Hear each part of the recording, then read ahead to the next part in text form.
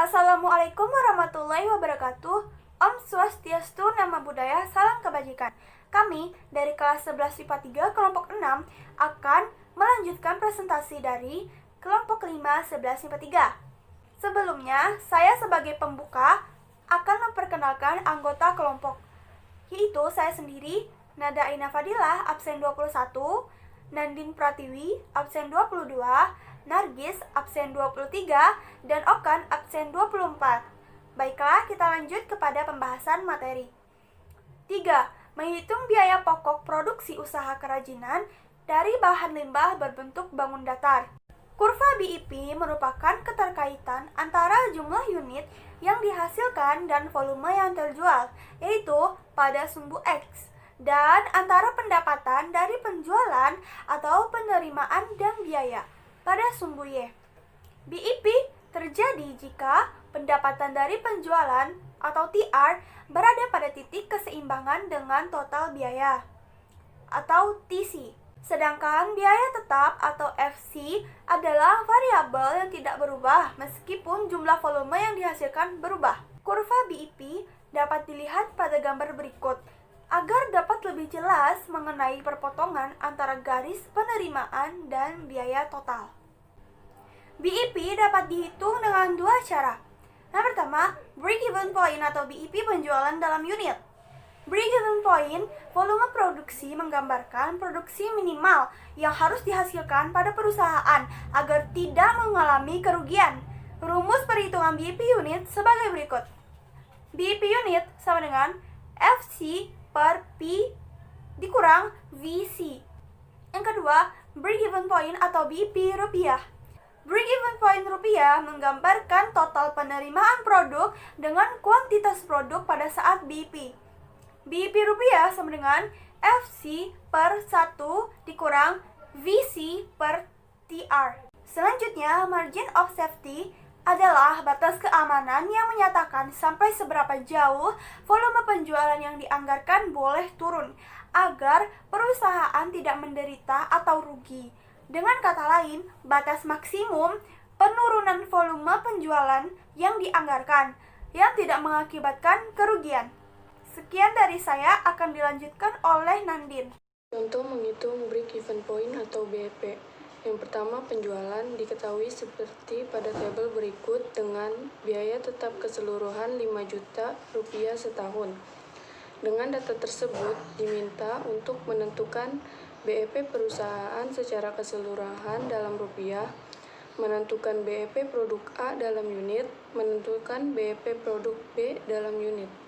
Tentukan BEP perusahaan secara keseluruhan dalam rupiah. Rumusnya, BEP sama dengan total biaya tetap dibagi 1 min total biaya variabel dibagi total penjualan.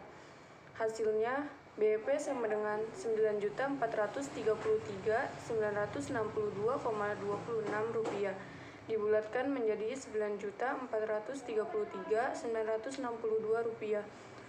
Yang kedua, menentukan BEP produk A dalam unit.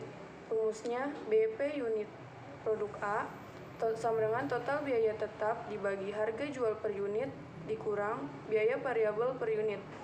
Hasilnya, BEP sama dengan 1000 unit. Yang ketiga, menentukan BEP produk B dalam unit. Rumusnya, BEP unit produk B sama dengan total biaya tetap dibagi harga jual per unit dikurang biaya variabel per unit.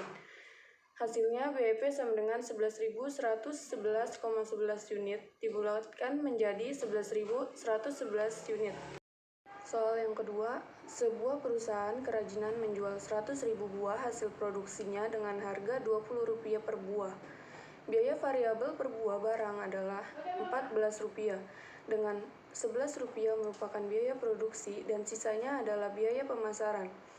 Biaya tetap terjadinya secara merata jumlahnya Rp792.000, dengan Rp500.000 biaya produksinya dan yang lainnya adalah biaya pemasaran.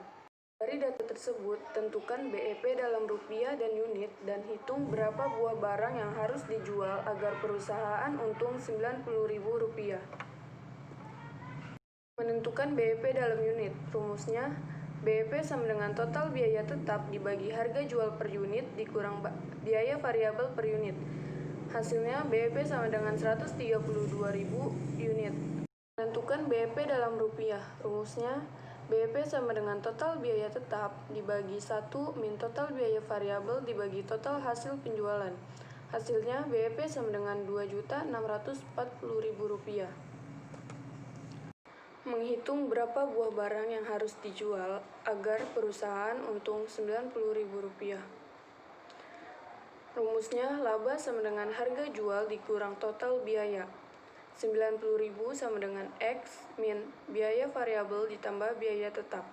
Hasilnya X sama dengan Rp2.282.000. Jadi harga jualnya adalah Rp2.282.000. Assalamualaikum warahmatullahi wabarakatuh. Nama saya Nargis, absen 23 dari 11 MIPA 3. Evaluasi hasil perhitungan detik impas, break-even point, usaha kerajinan dari bahan limbah berbentuk bangun datar. Analisis break-even point adalah suatu alat atau teknik yang digunakan oleh manajemen untuk mengetahui tingkat penjualan. Analisis break-even point ini digunakan untuk mengetahui tingkat volume penjualan sebelum perusahaan mengalami untung dan rugi, sehingga dapat digunakan untuk menentukan perencanaan penjualan. Impas adalah suatu keadaan di mana perusahaan total penghasilan sama dengan total biaya. Biaya dalam analisis break-even point terdiri dari biaya tetap dan biaya variabel. Perencanaan penjualan dan penyusun peramalan penjualan. Perencanaan penjualan adalah ramalan unit dan nilai uang penjualan suatu perusahaan.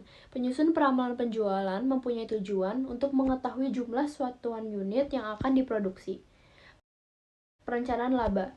Perencanaan laba adalah perencanaan yang dilakukan perusahaan agar dapat mencapai tujuan dari perusahaan yang memperoleh laba yang merupakan tujuan utama perusahaan.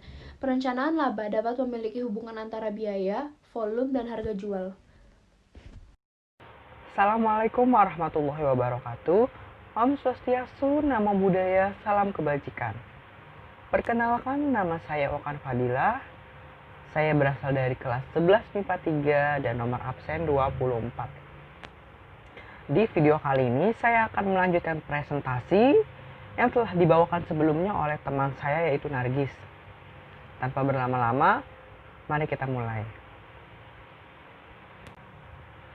Nah, yang selanjutnya ada strategi promosi produk hasil usaha kerajinan dari bahan limbah berbentuk bangun datar. Untuk mengomunikasikan usaha kerajinan yang telah diproduksi, perlu disusun strategi yang disebut dengan strategi promosi. Promosi tidak hanya berhubungan dengan produk, harga produk, dan pendistribusian produk, tetapi berkaitan pula dengan mengomunikasikan produk kepada konsumen agar produk ini dikenal dan pada akhirnya dibeli oleh konsumen tersebut. Yang pertama ada pengertian promosi usaha kerajinan dari bahan limbah berbentuk bangun datar. Berikut beberapa pengertian promosi menurut beberapa ahli. Yang pertama menurut Triptono. Pada hakikatnya, promosi adalah suatu komunikasi pemasaran. Artinya, aktivitas pemasaran yang berusaha menyebarkan informasi, mempengaruhi, atau membujuk dan atau mengingatkan pasar sasaran atas perusahaan dan produknya agar bersedia menerima dan loyal pada produk yang ditawarkan perusahaan yang bersangkutan. Yang kedua, menurut Sistaningrum, promosi adalah suatu upaya atau kegiatan perusahaan dalam mempengaruhi konsumen maupun konsumen potensial agar mereka mau melakukan pembelian terhadap produk yang ditawarkan saat ini atau di masa yang akan datang. Yang selanjutnya pengertian promosi secara umum.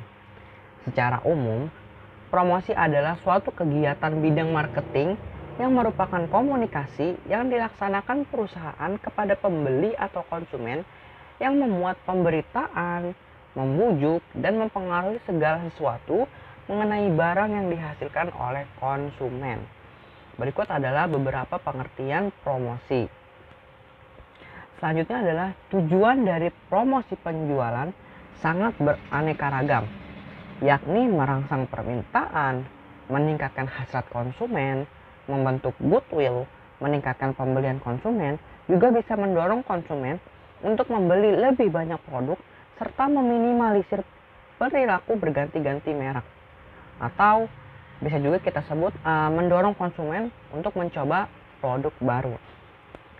Tetapi tujuan lainnya adalah untuk mendorong pembelian ulang produk dan dapat menarik pelanggan baru, serta mempengaruhi pelanggannya untuk mencoba produk baru. Berikut adalah tujuan dari promosi. Nah, teman-teman, secara umum, tujuan dari promosi itu terbagi menjadi 3. Tugasnya yang pertama meningkatkan permintaan dari para pemakai industri dan atau konsumen akhir. Tujuan yang kedua meningkatkan kinerja perusahaan. Dan tujuan yang ketiga mendorong dan mengkoordinasikan kegiatan personal selling dan iklan. Nah, yang kedua, menentukan strategi promosi produk hasil usaha kerajinan dari bahan limbah berbentuk bangun datar.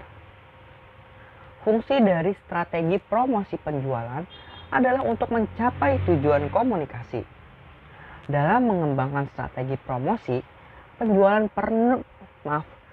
perlu didefinisikan tugas-tugas komunikasi yang diharapkan dicapai oleh program promosi penjualan. Nah, menurut Kotler, ada 4 jenis kegiatan promosi. Yang pertama, periklanan atau advertising, yaitu bentuk promosi non-personal dengan menggunakan berbagai media yang ditunjukkan untuk merangsang pembelian. Yang kedua, ada penjualan tatap muka atau personal selling, yaitu bentuk promosi secara personal dengan presentasi lisan dalam suatu percakapan dengan calon pembeli yang ditunjukkan untuk merangsang pembelian. Nah, yang ketiga ada publisitas atau publicity, yaitu bentuk promosi non-personal mengenai pelayanan atau kesatuan usaha tertentu dengan jalan mengulas informasi atau berita tentang promosi tersebut. Biasanya promosi ini bersifat ilmiah atau karya ilmiah. Nah, cukup sekian teman-teman presentasi dari saya. Apabila ada kekurangan mohon dimaafkan. Presentasi saya merupakan presentasi terakhir dan saya bertugas untuk menutup video ini. Jadi maafkanlah saya dan teman-teman saya jika memiliki kesalahan. Burung Irian, burung cendrawasih. Cukup sekian dan terima kasih. Wassalamualaikum warahmatullahi wabarakatuh.